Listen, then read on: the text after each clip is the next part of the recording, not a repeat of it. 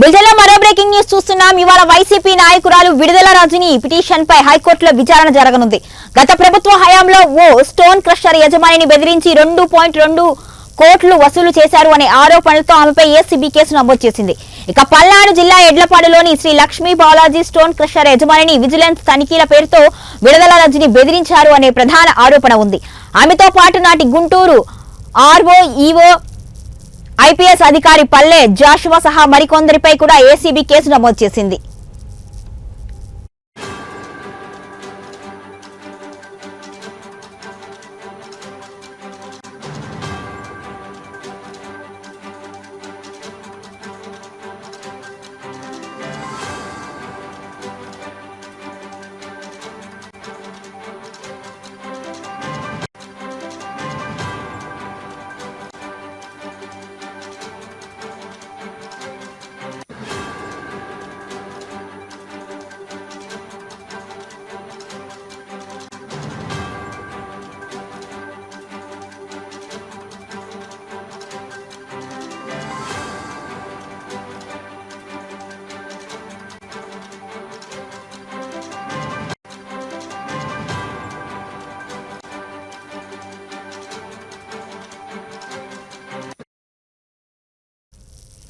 ఇందులో A1 గా విడుదల రజని, A2 గా ఐపీఎస్ పల్లె జాషువా, A3 గా విడుదల రజని మరిది గోపి, A4 గా రజని పిఏ దొడ్డ రామకృష్ణులు పేర్కొన్నారు.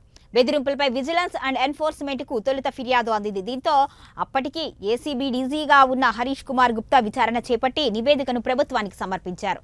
ఆయన సిఫార్సు మేరకు ఏసీబీ విచారణకు సర్కార్ ఆదేశించింది. దీంతో ACB director general Atul Singh ప్రాథమిక దర్యాప్తులో ఆధారాలు లభించడంతో కేసు నమోదు చేసినట్లుగా అధికారులు వెల్లడించారు.